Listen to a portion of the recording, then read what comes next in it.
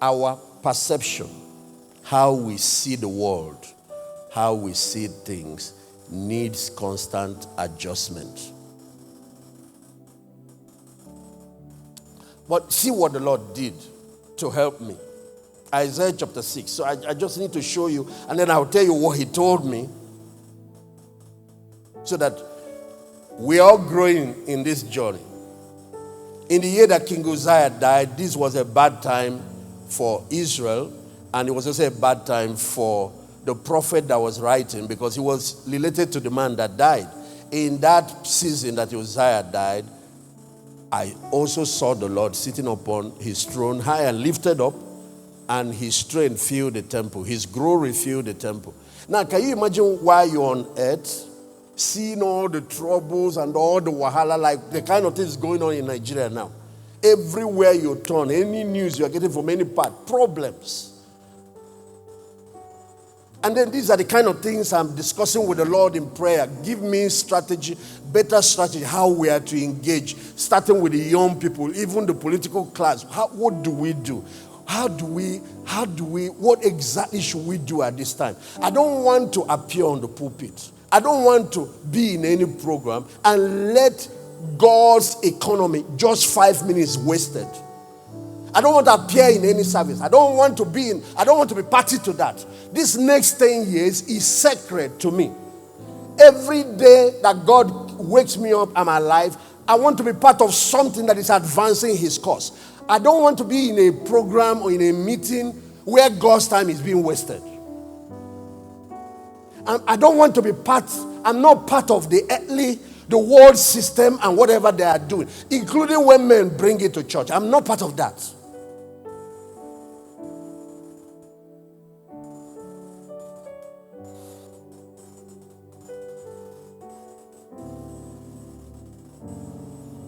I want to, at every point in time, to have the divine perspective to issues.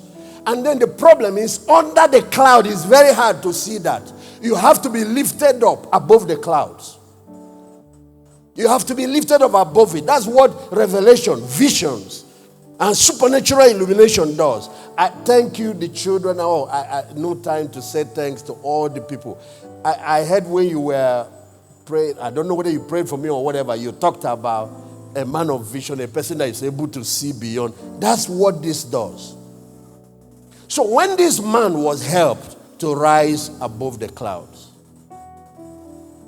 okay, the Lord said I should explain that. You know how it looks like there is a thick cloud, dark cloud, it is rainy, wind is blowing, and everybody knows it's going to rain. Everywhere it goes dark. You don't see the bright sunlight anymore. All you need to do is enter an aircraft. Let the aircraft take a little run and take off. When you fly above, do you know what you see? Bright sunlight. It is your positioning that is confusing you. You think that's how reality is. So our perception needs constant adjustment. That's what the Bible calls renewing your mind. Don't ever let your perception become negative, clogged up with world affairs. There is always in the midst of that a bright sunlight, a divine perspective. So the Lord said to me, one of the reasons we gave you the project of the restoration of the tabernacle of David is that at every time you must be in that program that is bringing hope, that is still restoring, that is showing the sunlight, that in the midst of all of that, people can see that there is something different. Never you shut down the light that everybody now sees gloom and doom. In the midst of the darkness of the last days, always, at every time, gain my perspective, and when you do, you will always be a shining light in the midst of all. Because the world needs hope. The world needs direction. The world needs light. That's why Jesus made us the light of the world. When everywhere goes completely dark, the action, the behaviors of people is different. A whole country can go into war because nobody is able to see hope and see a future anymore. A whole country.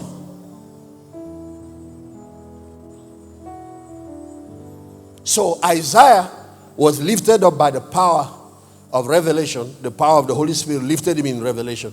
And when he floated like the aircraft above the clouds, those of you that have flown know what I'm talking about. When it's raining and you just take off above, it's so different. You are wondering what is going on. All that dark cloud is now below you. And I'm talking to all of us all over the world, not only to Nigerians, because we're in the last days, and the Bible says gross darkness shall cover the earth. You have to constantly adjust your perspective to make sure that in every situation you are gaining God's divine perspective, seeing things, seeing the world the way God sees it, making sure that your words and your testimonies are aligned to what God is saying, not the circumstances you see around you. A moment you join the cloud to talk the circumstance, you lose your cutting edge. You are no more a solution. You are part of the darkness. That's what a lot of believers are doing with social media.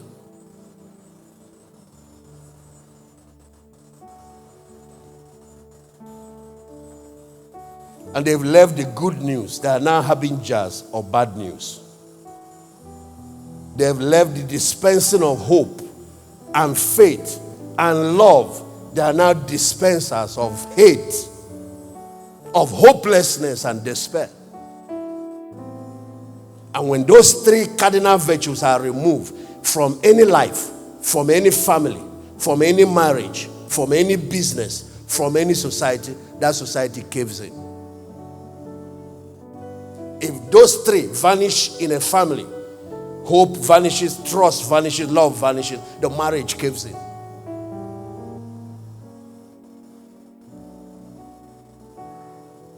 And you know what happens? When you are now given opportunity after everything is destroyed to gain the other perspective, you regret all the destruction that happened because you didn't see well. Nigerians are trying to plunge Nigeria into war and tribal crisis and religious crisis because we are blinded by certain things.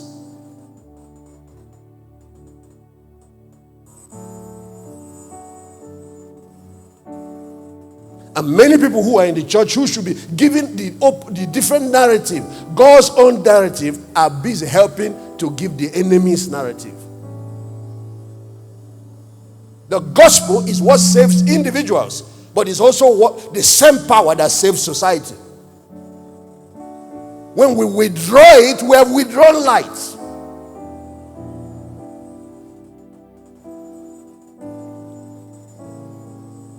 Okay, so here is what the Lord did to me. So he gave me that elevation, gave me that push, and pushed me above the cloud and allowed me to see. And this is what Isaiah saw, verse 2. And above the throne stood the seraphims. Each one has 6 wings. With 2 they covered their face, with 2 they covered their feet, and with 2 they did fly. I'll see what they were doing, verse 3. And one cried to another, saying, Holy, holy, holy is the Lord God of hosts. The whole earth is full of what? His God. Do you see how God sees the earth? Do you see how he sees Nigeria? All his purpose concerning Nigeria still stands. It's you people that are running up and down.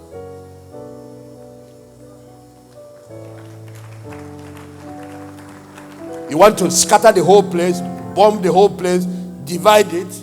God still has the plan he has for this nation. Nothing has changed. The whole earth is full of his glory. Where somebody is saying, Uzziah died, we are finished, everything has gone haywire, economy has gone down. God said, you are not seeing well. He's still saying, this is the giant of Africa.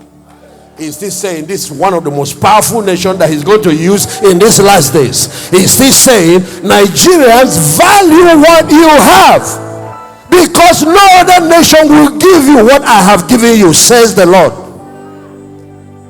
America won't give you what I've put here. You have not even scratched 1% of the treasure I put in your nation. Not the treasure I put in your soil, not the treasure I put in the human vessels. He said, history of the world going forward will, to a major degree, be written by men and women from this country and men and women from the continent of Africa. Why are you shutting down, thinking everything is over, when your destiny is just starting out of the womb? Now that I've been allowed to see on the other end, I can speak to you prophetically. Because a prophet has nothing to offer people until you have stood in the counsel of God. You are not supposed to tell people your own opinion. You are not supposed to report what other people are saying. No. A prophet has the other world perspective. Is somebody hearing what I'm saying? And this is the reason many people have lost their prayer force, their prayer power. There are no more intercessors because they have now given up to despair. This is the reason many people are no more worshippers. I heard you, one of you, talking this morning when you had met me. You were in confusion. You were thinking, who knows, he could have gone secular, then played Dada and be singing in Last Shrine or someplace. And then they will tell him, you have to come and meet some A's and Y for your music to sell. And the one that started as a believer will go. Because that's what happens when that dark cloud covers the eyes. The behavior of people becomes negative.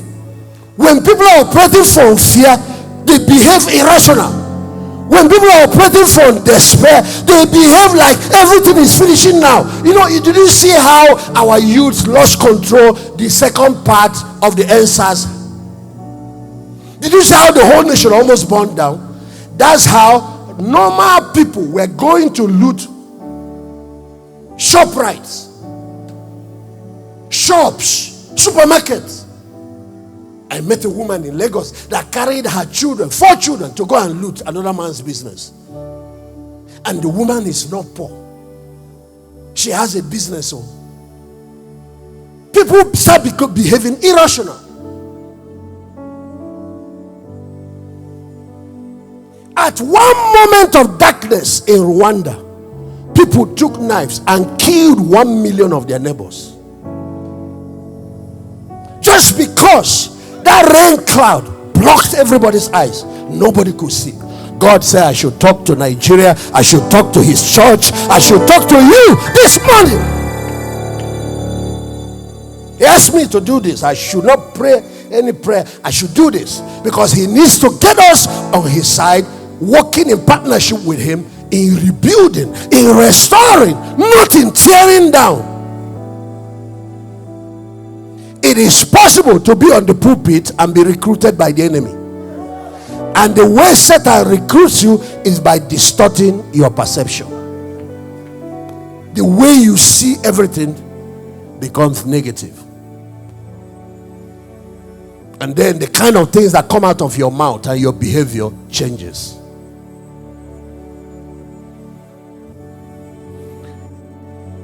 In John chapter 8:44, the Bible said the devil is a liar and the father of it. He is a master at distorting reality. If you leave him, he will sell to the whole 200 million Nigerians that their case is hopeless, that there is no way out. He will sell to us that we are a bastard nation, a rejected nation, a land that eats up its inhabitants. And then people will take laws into their hand and they will do whatever they have to do, because when hopelessness prevails, people resort to animalistic instinct for survival. They behave like animals.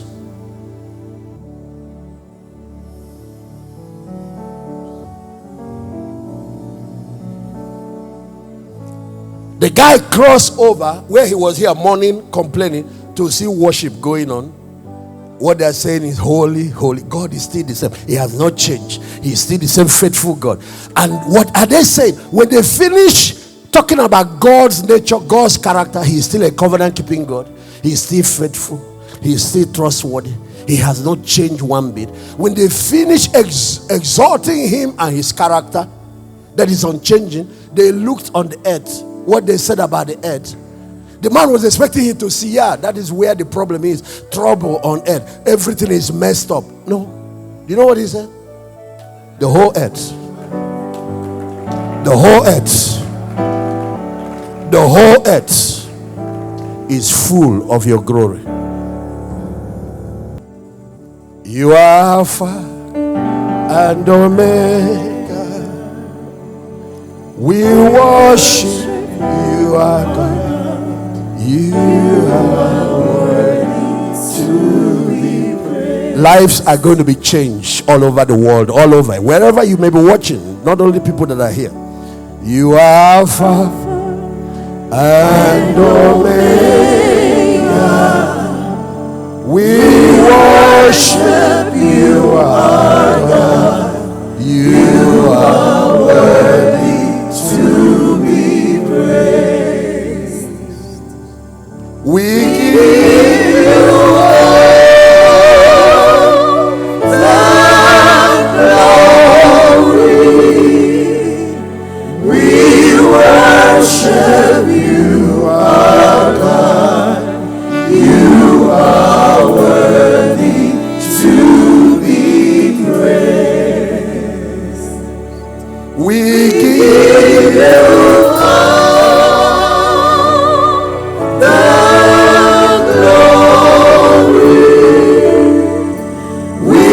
worship you, our God. You are worthy to be praised. Draw on the screen what you see me do.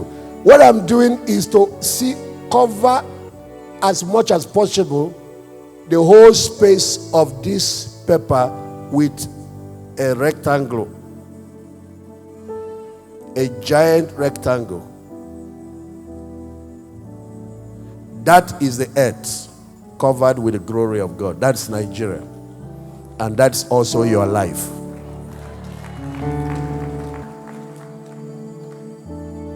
There are 4 levels of perception or worldview. But watch. At the middle here is a tiny square. It's called the black dots, the black spots. Black spot. It's in the middle here. Very tiny square. I wish you can just draw one giant rectangle. And then in the middle, you create that dark spot, the black spot. The big one is filled with light. In future, when you do it, make it white.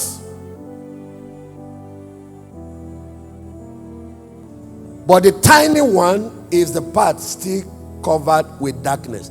The real tiny thing is not even as big as this one he drew. It's smaller than that.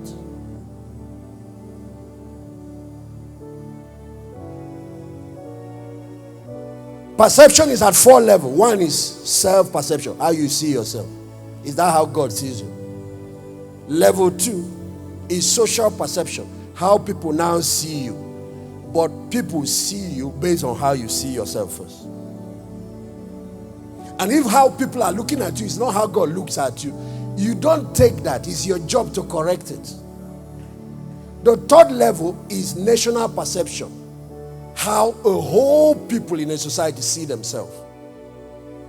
It can be so distorted, just like personal perception can be so distorted that the man has completely, and that is what is responsible for his behavior. Until you know who you are, you will not become that person. If you have the wrong picture, you will be having the wrong product. Then from national perception, you go to global perception. See how they insult us, treat Nigerians is the way Nigerians project Nigeria. And how the national perception is shaped by a handful of people. Watch now. Pastor David, we have a few problems. That's this black spot. We have insecurity. We have corruption is in the black spot. We have some areas of infrastructural problems and the development is in the black spot. We have unemployment is in the black spot. But do you know what the big white spot is? All of the advantages, the resources, the plan and purpose of God, the resources He buried in the ground, resources He buried in the human capital, the different opportunities and capacities He put in this nation, all the things He put to take us to where we are supposed to be. And what the devil does is that he takes that black spot, Pastor David, in this your paper, he will take it, focus your whole eye on it, then he start expanding to the north.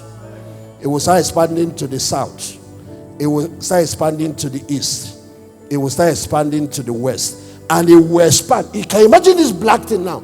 Expanding, keep it expanding, expand it until it covers all the white spots. At that moment, what you now have is hopelessness, despair, and at that moment, human beings turn to animals. That's what happened to Rwanda.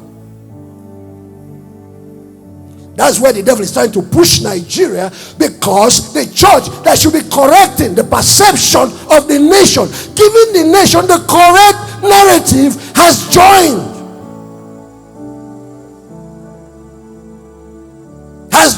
the enemy. And how the enemy recruits God's people to join him? By distorting their own perception. How did he recruit Adam and Eve in the garden and turn them to his allies? He just distorted that woman's perception and threw her husband. So, and this is where he is headed. We lose sight of all our advantages. We lose sight, even people that have become multi-millionaires, and it's this country that gave you the opportunity. People that have been educated to her, is this country that gave you the opportunity. You are doing ministry, is this country that gave you the opportunity. That freedom of worship, is this country that gave you the opportunity. That you are who you are for your tribe, is this country that gave you the opportunity. You want to experience being a fugitive in another man's land, being a slave and a wanderer.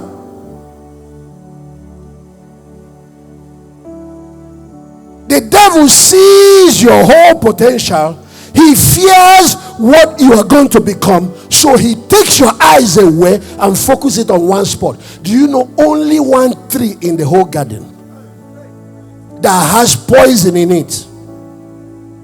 Of all the millions of trees, the animals, the beauty of creation that God created, the whole garden filled with his glory. These people are having direct access to God. They were even the envy of angels.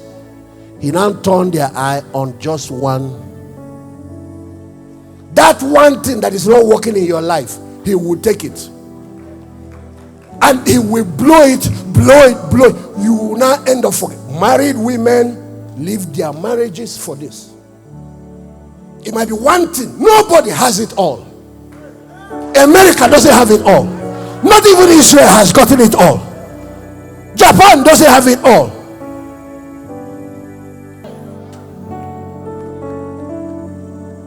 Africa is God's next frontier. Of course, let me say it right. Africa is the now frontier.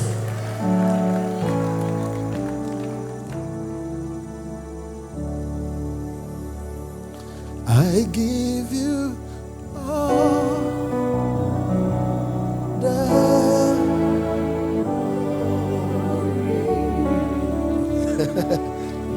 we worship you alone. You are worthy to be praised. You see, when your perspective is corrected and you get hold of reality again, you become a worshiper all over again. You become an intercessor. You see that God is not failing, that God is actually working behind the scene, working out his plans and purposes. You see that he's still answering prayer. You see that you are a project under construction. Can I hear somebody say?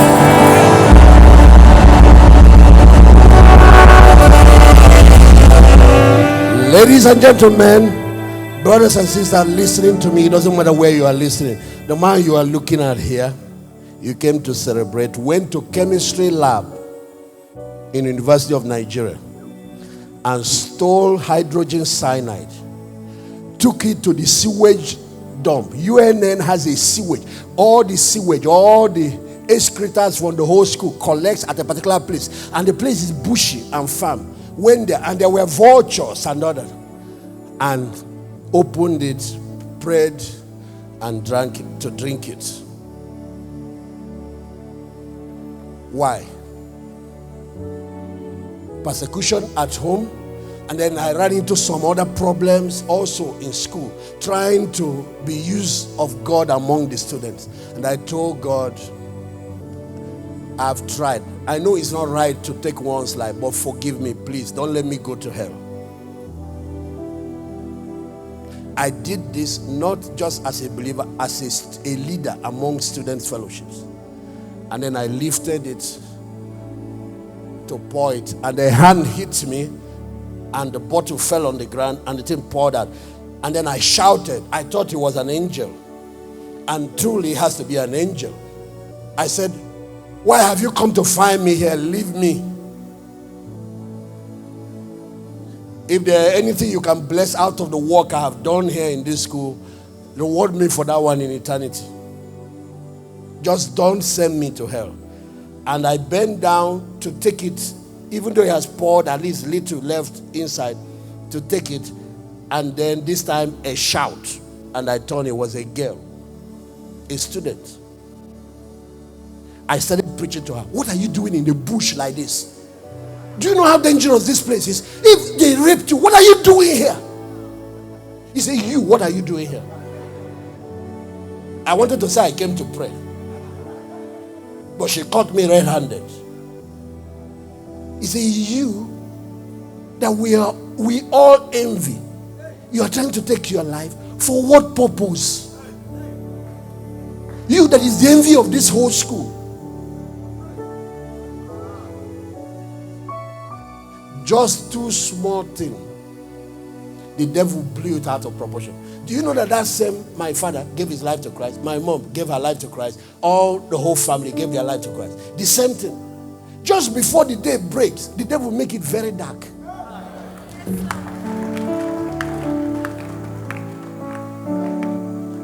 This is what he's doing, trying to do to Nigeria. This is what he's trying to do to a whole nation. Do you know how national perception comes about? A handful of people, sometimes it's one man, sometimes it's just a few people, whose heart is poisoned. It might be poisoned with hate. It might be poisoned with religious bigotry. It might be poisoned with terrorism. It might be poisoned for offense. It might be poisoned with what happened in the last election. They want to get back either at the other political party or either at the other government, or some people some are poisoned with tribalism. Some are poisoned with jealousy.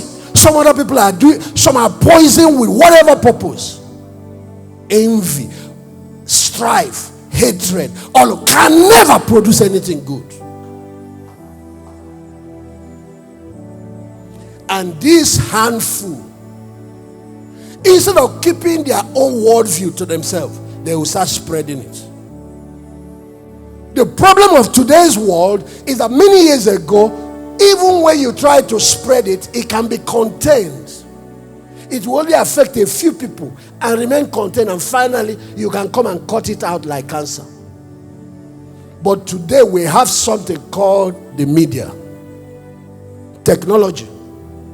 Before, if you want the whole world to listen to you, you need to get on platforms like CNN, Time Magazine, and so on. And 1 second on CNN can wipe out your annual profits.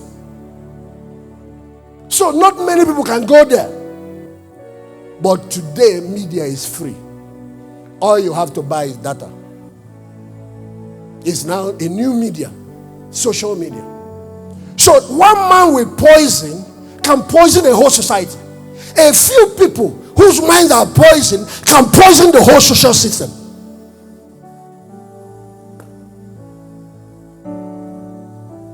The speed now at which darkness can spread globally is so fast because of technology. But the speed with which the gospel and light and hope and faith and values can spread is so fast because of technology. The problem is that the armors, the warriors of light are surrendering to the armories of darkness. And they're not just surrendering, they're joining them.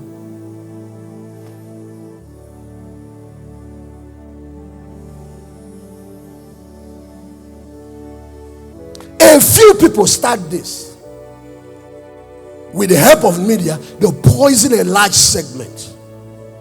And when the large segment start voicing out that poison from their soul, they poison the global society. And the global society treats all of you like criminals. All of you are 419. All of you. You wonder why, whether it's your president, nobody has any regard for you. But it is not them that shape their perception. It is us that shape how they see us, and we can change how they see us by changing how we see ourselves. And you change how you see yourself by finding out what the reality is, what the true north is, how God actually sees you.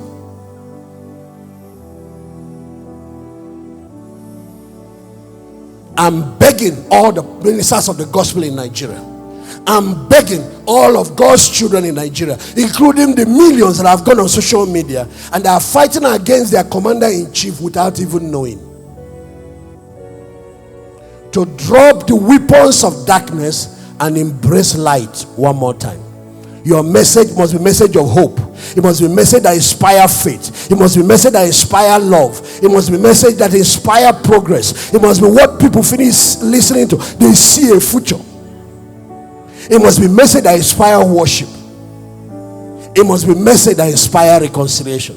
It must be a message of reconstruction, of rebuilding, of restoration.